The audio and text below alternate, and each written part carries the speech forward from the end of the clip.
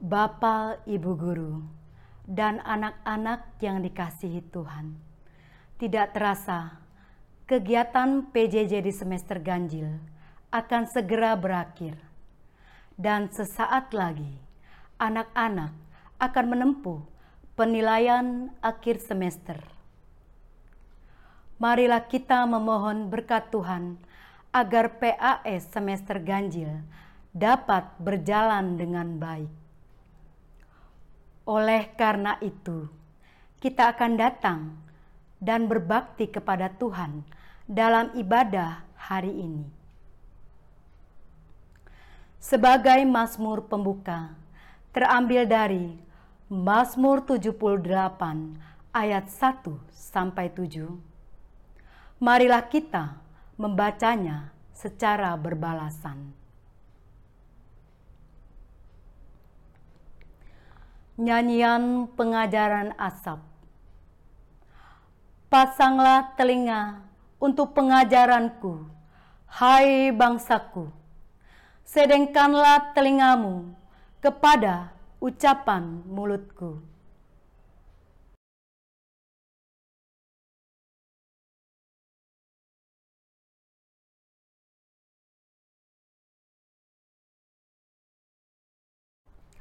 Yang telah kami dengar dan yang kami ketahui dan yang diceritakan kepada kami oleh nenek moyang kami.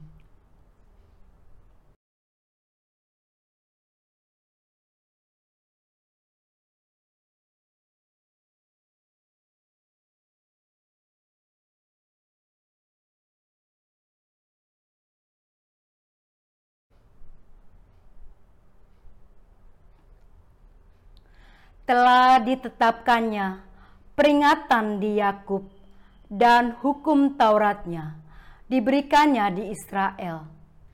Nenek moyang kita diperintahkannya untuk memperkenalkannya kepada anak-anak mereka.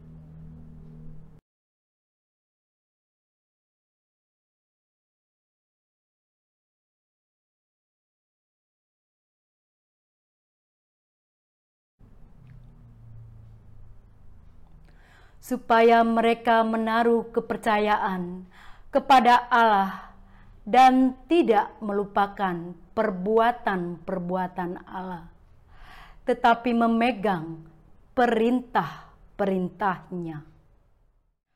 Bapak, Ibu Guru, dan anak-anak, dalam ibadah hari ini, kita diajar untuk menyadari bahwa kesetiaan kita kepada Allah dalam hidup sehari-hari.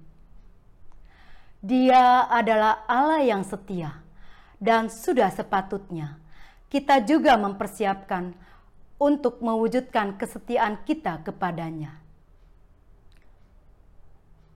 Marilah kita memuji Dia dengan menyanyikan lagu dari Kidung Jemaat 344 bait 1-2, ingat akan nama Yesus.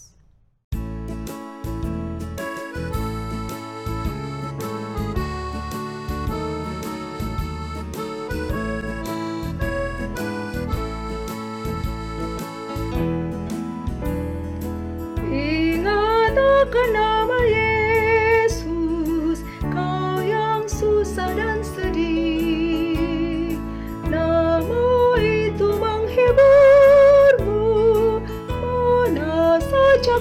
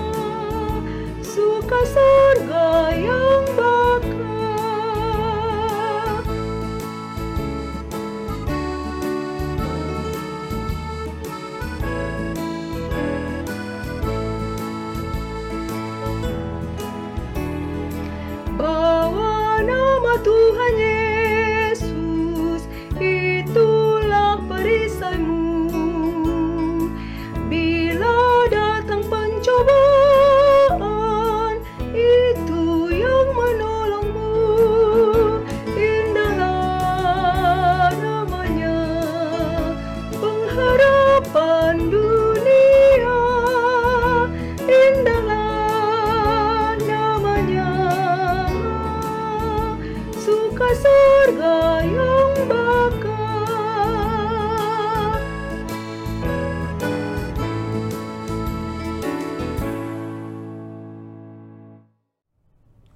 Kita bersatu dalam doa. Bapa dalam surga, kami bersyukur atas hari baru yang Tuhan anugerahkan kepada kami. Terima kasih karena Engkau telah memberikan napas kehidupan kembali dengan tubuh yang prima. Pagi ini kami mengucap syukur karena Engkau memberikan kami kesempatan untuk beribadah persiapan PAS Ganjil yang akan kami lakukan tanggal 1 Desember secara online. Kalau sebentar lagi kami akan mendengarkan firman Tuhan yang akan disampaikan Bapak Pendeta Yudi Rumpaka, kiranya Engkau mengurapi Bapak Pendeta Yudi Rumpaka untuk dapat menyampaikan firman Tuhan seturut dengan kehendak-Mu. Berikan kepada kami hati yang mau dibentuk dan ampuni dosa kami, serta kuduskan hati kami dan pikiran kami, agar kami layak mendengarkan firman-Mu.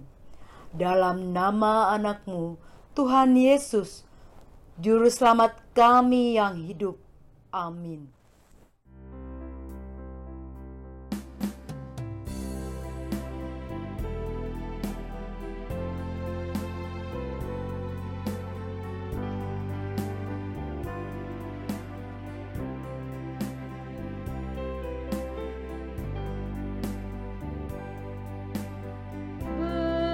Berserah kepada Yesus, tubuh, roh, dan jiwaku.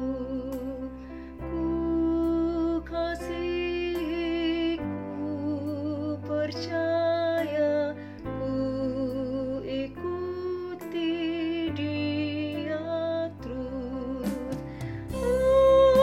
Aku berserah, aku berserah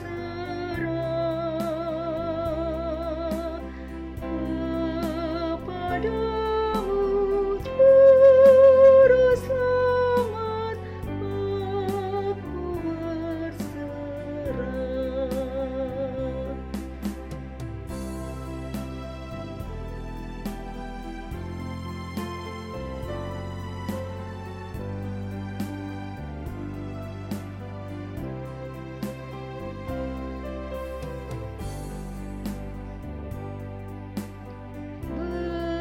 Berserah kepada Yesus, di kakinya ku sujud, nikmat-Nya ku tinggalkan.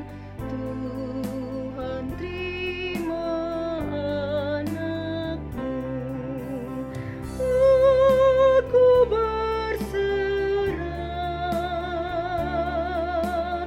aku berserah kepadamu, Juru Selamat, aku berserah.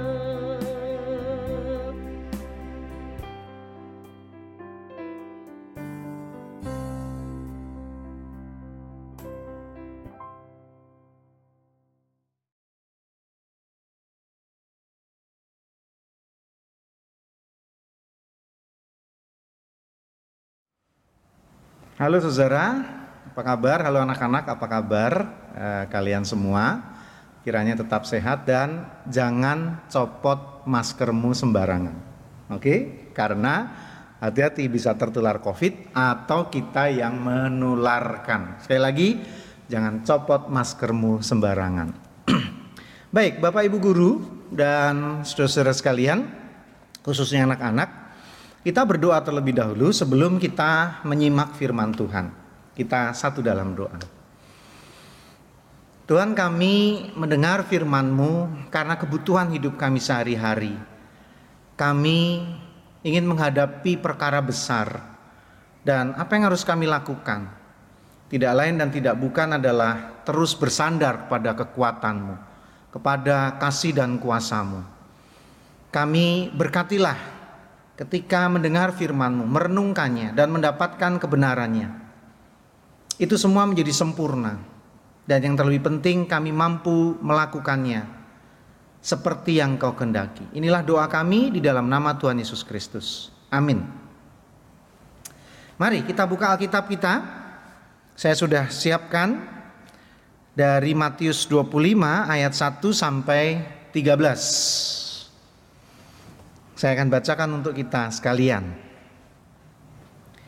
Pada waktu itu, hal kerajaan sorga seumpama 10 gadis yang mengambil pelitanya dan pergi menyongsong mempelai laki-laki. 5 diantaranya bodoh dan 5 bijaksana. Gadis-gadis yang bodoh itu membawa pelitanya tetapi tidak membawa minyak. Sedangkan gadis-gadis yang bijaksana itu membawa pelitanya dan juga minyak dalam buli-buli mereka. Tetapi karena mempelai itu lama tidak datang-datang juga, mengantuklah mereka semua lalu tertidur. Waktu tengah malam terdengar suara orang berseru, "Mempelai datang, song-songlah dia." Gadis-gadis itu pun bangun semuanya lalu membereskan pelita mereka. Gadis-gadis yang bodoh berkata kepada gadis-gadis yang bijaksana, "Berikanlah kami sedikit dari minyakmu itu, sebab pelita kami hampir padam." Tetapi jawab gadis-gadis yang bijaksana itu, "Tidak. Nanti saya ulangi, tetapi gadis-gadis yang bijaksana itu, tetapi jawab gadis-gadis yang bijaksana itu, tidak. Nanti tidak cukup untuk kami dan untuk kamu.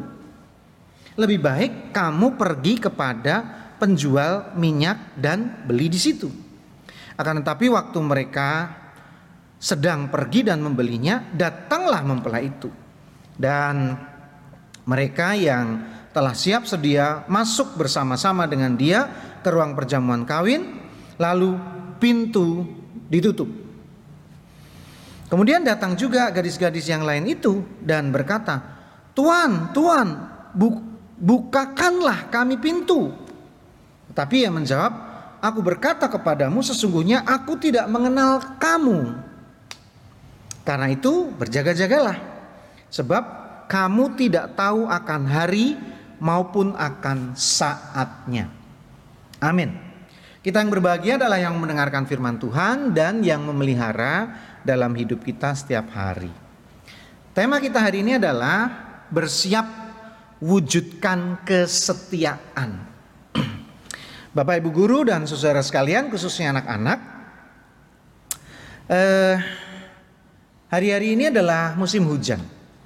Oke? Hujan sudah turun dan hampir setiap hari. Di Bintaro hampir setiap hari hujan. Setidaknya gerimis. Bahkan kadang sudah mulai 2 kali. Pagi hari dan kemudian sore atau siang. Nah, hujan deras itu identik dengan banjir. Selain memang hati-hati ya, musim hujan ini kan musim pancaroba, orang bisa juga gampang sakit. Sudah ada COVID, masih ada flu, aduh itu lebih membahayakan. Tapi persoalan yang sering kali kita hadapi pada saat musim hujan adalah banjir. Iya. Saudara pernah mengalaminya? Kebanjiran, aduh itu sangat tidak mengenakan. Saya beberapa kali mengalami yang namanya banjir itu. Rumah yang terendam begitu rupa maupun jemaat yang mengalami kebanjiran sudah sering kami hadapi. Nah, salah satu penyebab banjir itu adalah pendangkalan. Iya, sungai, kali mulai dangkal karena lumpur, karena sampah. Situ ya, semacam danau yang kecil itu dangkal karena lumpur, karena tanah dan seterusnya. Nah, solusinya apa? Pemda harus konsisten mengeruk lumpur itu, sampah itu, agar cukup dalam dan menampung air cukup banyak. Sehingga kalaupun hujan deras, airnya tidak mengenang di mana-mana tapi masuk ke sungai, masuk ke situ atau danau itu dan menampung cukup banyak air. Tapi kalau dangkal nggak bisa menampung banyak air, akhirnya air luber kemana-mana dan itulah yang membuat banjir. Pemda harus konsisten mengeruk, rutin mengeruk. Nah, masalahnya di situ. Saudara dan anak-anak sekalian, disitulah letak persoalannya. Kita ini sulit untuk bisa konsisten. Ada istilah ajek, ya, ajek, ya, konstan, terus menerus. Ya akhirnya dihubungkan dengan kata setia, gitu, ya, melakukan sesuatu dengan konsisten, terus menerus itu kadang-kadang jadi persoalan kita. Filosofinya kan gini ya, kita pernah mendengar sedikit demi sedikit lama-lama menjadi bukit. Nah, sedikit demi sedikitnya itu orang kadang nggak mau. Kenapa sih nggak bisa blak jadi bukit gitu? Kenapa masih sedikit demi sedikit? Atau kenapa nggak sih banyak cukup 3 kali banyak lalu bukit jadi? Ada juga sih yang begitu, tapi lebih banyak diantara kita tuh kan sedikit demi sedikit lama-lama menjadi bukit. Perhatikan Matius 25 ayatnya yang ke-21, bagian yang nggak kita baca. Maka kata tuannya itu kepadanya, baik sekali perbuatanmu itu, hai hambaku yang baik dan setia. Engkau telah setia dalam perkara kecil, aku akan berikan kepadamu tanggung jawab dalam perkara yang besar. Masuklah dan turutlah dalam kebahagiaan Tuhanmu. Setia dalam perkara yang kecil. Firman Tuhan pun juga setuju bahwa sedikit demi sedikit itu baik. Sedikit demi sedikit itu enggak persoalan. Sedikit demi sedikit itu oke, nggak ada masalah. Kadang-kadang orang harus menjalani kehidupan seperti itu. Tidak blok lalu banyak, tidak blok bukit jadi enggak. Ada sebuah ilustrasi. Ada seorang petani yang dipergunjingkan oleh warga masyarakat atau tetangganya. Orang-orang mengatakan itu petani-petani gila. Petani yang bodoh, kurang kerjaan dan seterusnya. Rupanya apa yang terjadi sehingga petani ini diolok-olok? Jadi petani ini seringkali meluangkan waktu, ya, dalam satu hari rutin terus konsisten dia mengambil tanah di sebuah situ atau danau begitu, atau tepatnya itu rawa di ujung sana. Dia ambil tanahnya, lumpurnya, dia keruk semampu dia bisa, lalu dia bawa ke atas.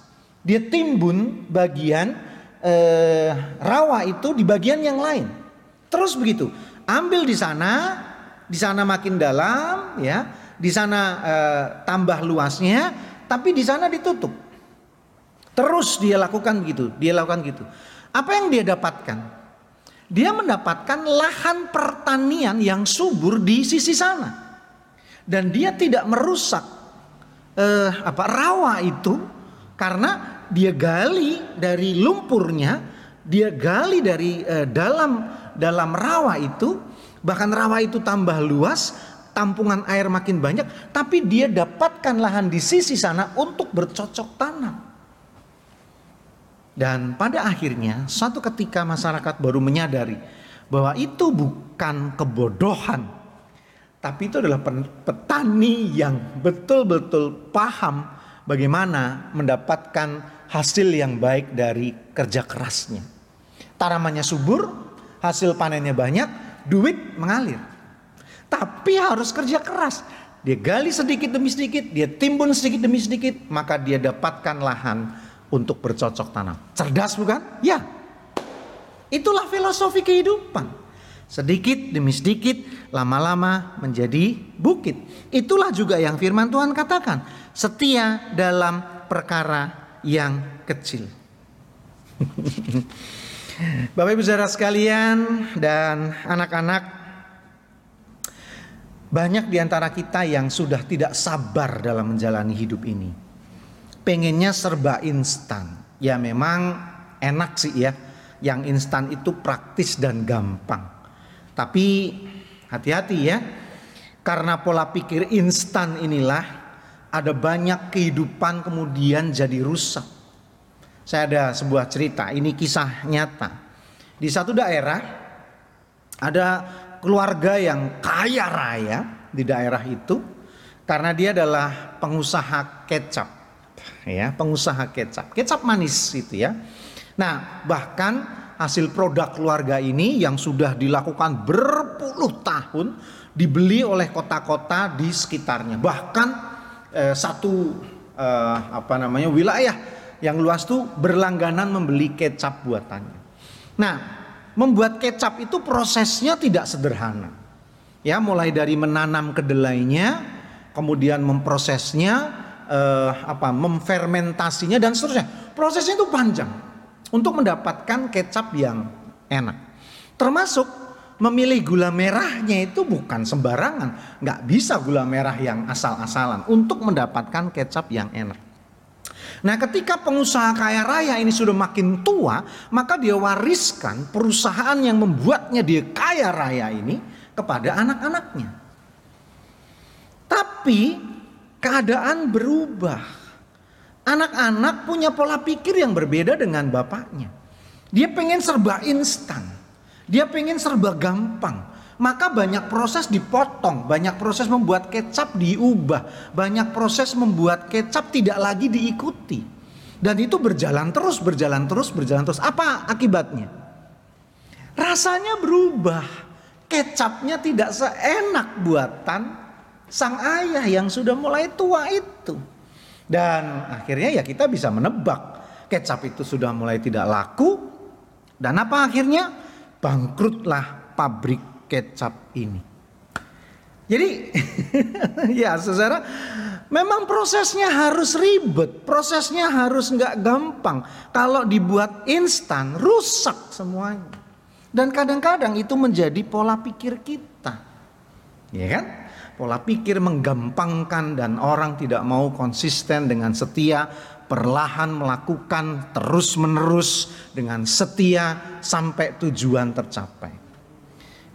Ada satu tokoh yang saya kagumi, yaitu Tung Desem Waringin. Pernah dengar nama itu? Dia sekarang adalah seorang motivator dan pengusaha kaya raya. Usianya udah 60 lebih, dia sudah tua. Nah, ada yang menarik dari wawancara dengan Tung Desem beberapa waktu yang lalu, ya. Dia mengatakan bagaimana dia bisa menjadi kaya raya, sangat berlimpah harta di masa tuanya ini. Ya, yang dia lakukan adalah dia tidak mau nampak kaya saat muda. Nah, itu kuncinya. Dia nggak mau nampak kaya saat muda. Dia punya duit dia tabung, dia punya uang dia tabung, dia punya harta dia tabung. Dia lebih baik dalam keadaan susah di saat muda, tapi dia persiapkan semuanya itu di masa tuanya nanti, dan itu yang terjadi. Dan itu yang terjadi. Tung Desem Waringin sekarang menjadi orang yang sangat kaya raya, tapi di masa mudanya sangat berhemat. Dan saya lagi, dia nggak mau nampak kaya saat muda, agar tidak menderita saat tua nanti. Nah, ini kan pola pikir yang luar biasa ya saudara dan anak-anak. Kerja keras, konsisten untuk masa depan yang lebih baik. Saudara dan anak-anak sekalian, mari kita perhatikan bacaan kita hari ini tentang 10 gadis pembawa pelita. Pelita itu obor maksudnya, obor penerang pada zaman itu ya, obor. 5 bijaksana, 5 bodoh. Nah, saya mau memberitahukan beberapa hal terkait perkawinan dan obor itu ya. Jadi obor itu kan agar terang, agar nyala apinya itu besar, tentu membutuhkan minyak lebih banyak, ya kan? Nah, jadi pelita itu agar menyala terang butuh energi lebih banyak, butuh minyak lebih banyak untuk dibakar. Nah, jadi kalau bawa sedikit ya memang kehabisan minyak ya sangat wajar. Nah, pelita pada zaman itu, obor pada zaman itu sangat dibutuhkan pada saat ada hajatan. Kenapa? Ya memang namanya hajatan. Banyak tamu, ya, rumah itu harus terang sehingga perlu banyak orang membawa penerang itu. Dan selain itu acara perkawinan di Yahudi di Israel pada zaman itu mungkin sebagian besar saat ini juga berlangsung tidak satu hari selesai tapi beberapa hari. Nah, untuk itu ya tamu kadang-kadang datang di hari kedua, datang di hari ketiga begitu, dan tidak selalu datang siang atau pagi. Kadang malam. Nah, ketika malam rumah itu terang dengan obor dan pelita itu, maka orang dengan mudah akan menemukannya. Jadi menjadi penanda. Oh, di sana yang punya hajatan. Oh, di sana yang ada kawinan dan seterusnya. Jadi memang terus harus menyala. Nah, dalam cerita ini sayangnya mempelai pria datang terlambat, datang telat. Kenapa? Itu sering terjadi sih dalam kebiasaan orang Yahudi atau orang Israel, karena utusan mempelai perempuan itu akan ada di rumah mempelai laki-laki untuk membicarakan mas kawin. Nah, itu kadang-kadang untuk mendapatkan deal dari mas kawin ini, wah, berbelit gitu ya. Terlalu mahal, terlalu rumit dan lain sebagainya. Jadi sangat bisa dimaklumi kalau akhirnya pada malam hari baru oke, deal, ini mas kawinnya. Nah, barulah keluarga mempelai laki-laki datang ke mempelai perempuan dan itu sudah larut malam. Akibatnya 5 gadis kehabisan minyak. Nah, ini dia nih ya, 5 gadis kehabisan minyak. Mereka nggak mau bawa minyak cadangan. Saya bisa maklum sih kenapa mereka nggak mau bawa minyak cadangan, karena minyak itu biasanya wadahnya buli-buli. Ya, seperti wadah dari tanah liat, biasanya bahannya tanah liat yang cukup besar. Kalau butuhnya banyak berarti buli-bulinya makin besar. Ya, namanya ciwi-ciwi. Ya, namanya gadis remaja ya, karena biasanya si pembawa pelita itu adalah teman-teman perempuan mempelai wanita. Ya, teman-teman perempuan mempelai wanita. Nah, jadi masih gadis-gadis. Sehingga mungkin dia malu, sehingga mungkin dia ya aduh ribet banget sih bawa kayak beginian begitu ya. Lebih baik bawa lipstik atau bawa kipas gitu ya, atau bawa untuk merias wajahnya, nanti kan banyak tamu, siapa tahu ada cowok gitu misalkan ya. Nah, sehingga malah yang penting dia nggak bawa. Buli-bulinya malah nggak dibawa karena mungkin juga ngeribetin juga sih gitu ya. Dan gitu bawa minyak bau kali ya gitu. Nanti nggak ada cowok yang mau deketin. Nah, sehingga saya bisa paham sih kenapa hanya 5 yang mau bawa dan sebagian nggak mau bawa. Oke, sangat dimaklumi, sangat dipahami. Itu sebuah pilihan. Kan itu sebuah pilihan. Apakah kita mau mikirkan sesuatu yang penting dan prioritas, atau kita mau pikirkan yang happy, yang seneng-seneng, yang instan, yang nggak ngerepotin dan lain sebagainya, walaupun dampaknya akhirnya negatif. Bapak Ibu Saudara sekalian dan anak-anak, ada beberapa hal yang penting untuk kita renungkan. Mari kita simpulkan. Yang pertama, masa depanmu adalah urusanmu saat ini. Perhatikan itu. Masa depanmu adalah urusanmu saat ini. Ya, saudara, tantangan ke depan itu makin berat loh. Ya, kalau kita bicara proyeksi tahun 2021 ya, tahun 2022 dan seterusnya. Itu kadang-kadang orang menjadi ngeper ya, takut juga gitu. Coba renungkan pertanyaan-pertanyaan ini. Apakah virus ini akan menjadi yang terakhir? Apa nggak ada COVID-20, COVID-21, COVID-22, COVID dan seterusnya? Bisa jadi lah, ya kan? Dan COVID-nya semakin imun, kebal dengan vaksin yang udah ditemukan. Ketemu vaksin, virusnya udah bermutasi. Cari vaksin yang lain lagi, butuh waktu lama, virusnya udah bermutasi lagi. Aduh, bisa jadi. Mungkin enggak kayak film-film atau games yang kalian mainkan. Ya orang jadi zombie, wah gitu ya, kena vaksin lalu dia menjadi begitu rupa dan dia gigit orang. Orang yang kegigit jadi zombie lagi, orang yang kegigit jadi zombie lagi. Wah serem banget kan. Kita berburu zombie, zombie berburu kita. Waduh, bisa jadi gak sih? Bisa jadi. Hal yang mengerikan bisa jadi. Pikirkan satu hal lagi. Mungkin gak sih hanya bumi ini yang bisa kita tinggali? Kalau sudah rusak seperti ini, apakah kita nggak bisa cari alternatif tempat tinggal lain di planet lain? Bisa jadi.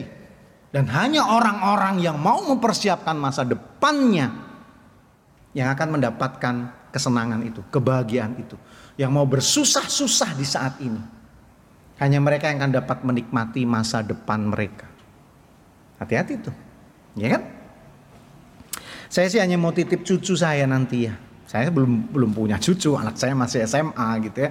Tapi pada saat mereka lahir nanti, kalianlah yang akan menjadi pemimpin, menjadi orang-orang pengambil keputusan 20, 25, 30 tahun yang akan datang. Itu kalian. Dan rasanya saya nggak mau kalau masa depan itu dipimpin oleh orang-orang yang gak berguna. Tapi kalian adalah orang-orang yang dipersiapkan untuk masa depan yang lebih baik. Dan itu kamu. Yang kedua, kita sering mendengar usaha tidak pernah mengkhianati hasil. Iya, betul. Usaha gak pernah bohong. Usaha itu gak pernah mengkhianati hasil. Itu pasti. Perhatikan ayat 13 bacaan kita. Karena itu berjaga-jagalah sebab kamu tidak tahu akan hari maupun akan saatnya. Jadi pesannya begitu jelas. Masa depan itu gak bisa kita atur. Ya kan? Seperti yang dikatakan itu berjaga-jagalah sebab kamu tidak tahu akan hari maupun akan saatnya. Tapi kita bisa berjaga-jaga. Iya, masa depan gak bisa kita atur, itu betul. Tapi kita boleh merencanakan masa depan itu. Sehingga yang diatur masa depannya atau diri kita. Sesuatu yang nanti atau diri kita, iya. Yang bisa diatur diri kita. Waktu main layangan, angin gak bisa kita atur. Tiba-tiba anginnya kencang, tiba-tiba anginnya pelan, ya kita gak bisa ngatur. Yang bisa kita atur layangannya. Maling, gak bisa kita atur kapan datangnya. Yang bisa kita atur adalah beli kunci gandanya. Yang bisa kita atur adalah tambah CCTV-nya. Yang bisa kita atur adalah alarmnya. Malingnya gak bisa kita atur. Ya dia datang mah datang aja. Kita gak bisa bilang ke semua orang, halo maling jangan datang. Ya kan gak bisa. Tapi kita bisa mengatur bagian kita. Jadi jangan tunggu masa depan datang. Tapi ciptakan masa depan. Boleh kok. Kita diizinkan melakukan itu. Jangan tunggu dengan diam tapi ciptakan masa depan. Perhatikan kata-kata ini. Apa sih makna beruntung? Orang beruntung itu apa sih maknanya? Pertama memang orang yang gak ngapa-ngapain, diem aja bisa kaya. Itu beruntung, itu betul. Itu beruntung, yes saya setuju. Itu contoh orang beruntung. Tapi orang yang merencanakan masa depannya dan terwujud, itu juga adalah orang yang beruntung. Endingnya beda. Nah, gak ngapa-ngapain jadi kaya. Yang satu berusaha keras jadi kaya. Tapi nanti di akhir nih, di kelanjutannya ini akan beda. Coba perhatikan. Mana yang akan kayanya berkelanjutan? Yang diam gak ngapa-ngapain? Atau yang berusaha keras sehingga dia menjadi sukses di masa depan? Pasti yang kedua. Kenapa bisa? Iya. Karena yang pertama hanya tahu cara menghabiskannya. Tapi yang kedua adalah tahu cara menambahnya. Beda gak? Beda banget. Sama-sama orang beruntung tuh. Tapi yang satu hanya tahu cara menghabiskannya. Karena dia gak ngapa-ngapain tiba-tiba dapat. rezeki nomplok, kejatuhan durian dan lain sebagainya. Tapi yang satu, dia tahu bagaimana cara menambahnya, karena dia tahu cara mencarinya, karena dia tahu cara mengusahakannya. Kamu mau pilih beruntung yang pertama atau mau beruntung yang kedua? Atau mau dua-duanya? Maruk bener. Ya udah nggak apa-apa sih. Tapi yang penting jangan tunggu masa depan datang, tapi ciptakan masa depanmu. Yang ketiga, yang terakhir. Hidup tidak hanya soal duniawi. Ya. Itu kan benar juga ya. Sukses gak cuma soal sukses duniawi, tapi juga sukses rohani. Betul kan? Iya, pastilah gitu ya. Nah, seperti bacaan kita hari ini, bacaan kita ini kan sebetulnya mau berbicara tentang gambaran kedatangan Tuhan yang kedua kali. Ya, baik datang sebagai kiamat maupun datang dalam arti kata spesial untuk kita, yaitu menjemput kita, datang karena kematian. Ya kan? Kiamat besar, akhir zaman, atau kiamat kecil yaitu kematian. Pokoknya intinya Tuhan akan datang. Kita akan berjumpa dengan Tuhan. Nah, itu yang perlu kita persiapkan. Itu yang perlu kita persiapkan. Bertemu dengan Tuhan itu harus kita persiapkan. Coba bayangkan, pernah gak ngebayangin ketika pertama kali ketemu dengan Tuhan, kalian mau ngapain? Gitu. Ketemu gitu ya. Nah, ketemu gitu, lu mau ngapain? Atau pernah gak ngebayangin kira-kira Tuhan mau ngapain ketika pertama kali lihat wajahmu gitu? Halo gitu. Apa ya? Ya, bayangkan saja sih. Prinsipnya itu yang harus dipersiapkan. Karena jangan sampai gini loh. Itu pertemuan yang pertama dan terakhir. Sekali ketemu terus ke neraka. Nah, kalau di neraka kan gak ada Tuhan. Pengennya itu ketemu, pertemuan yang pertama dan seterusnya bersama. Ya kan indah banget gitu ya. Ketemu pertama dan terus bersama. Bukan ketemu pertama dan terakhir. Karena beda tempat gitu ya. Karena Tuhan ada di sorga dan kita ada di neraka. Itu yang kita semua tidak harapkan. Saudara, Bapak Ibu guru sekalian dan anak-anak khususnya, mari kita persiapkan masa depan kita menjadi persoalan yang kita prioritaskan dari sejak kini dengan kesetiaan. Melakukan hal-hal yang kecil, yang berguna, yang baik, karena itu menjadi semacam anak tangga untuk membuat kita makin tinggi, makin hebat. Selamat menghadapi penilaian akhir semester dan sukses untuk saudara sekalian, untuk anak-anak khususnya, dan tetap di rumah, ya, tetap belajar dengan semangat dan jangan sembarangan copot maskermu. Amin.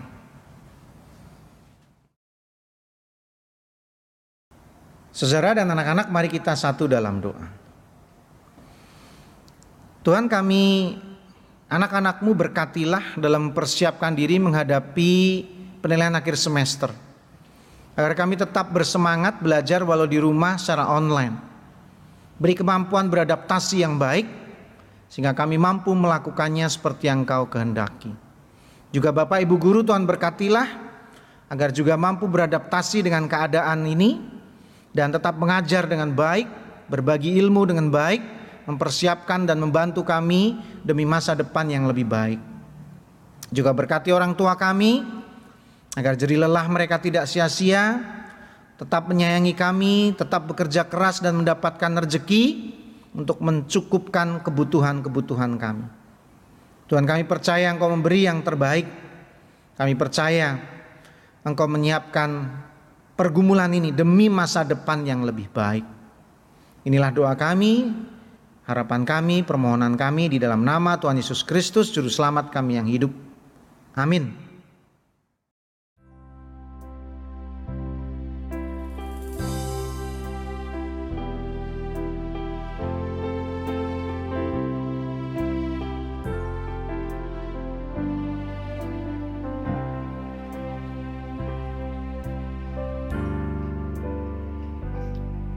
Ku mau cinta Yesus selamanya.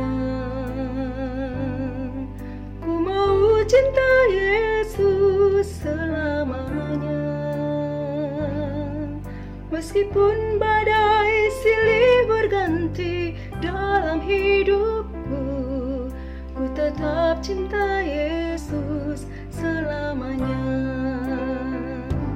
Ya Bapa, ini aku anakmu, layakkanlah seluruh hidupku. Ya Bapa, ini aku anakmu, pakailah sesuai dengan rencanamu.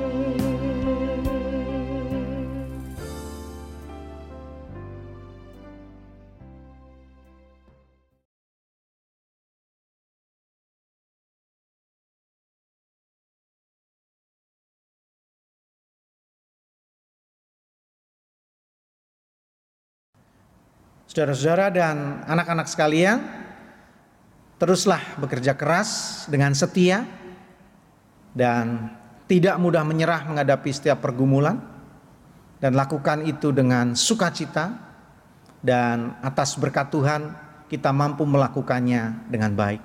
Dan terimalah berkat Tuhan. Turunlah atas saudara sekalian kasih karunia dan damai sejahtera, keselamatan dan sukacita kebersamaan di dalam Roh Kudus menyertai kehidupan saudara sekalian dari kini sampai selama-lamanya. Amin.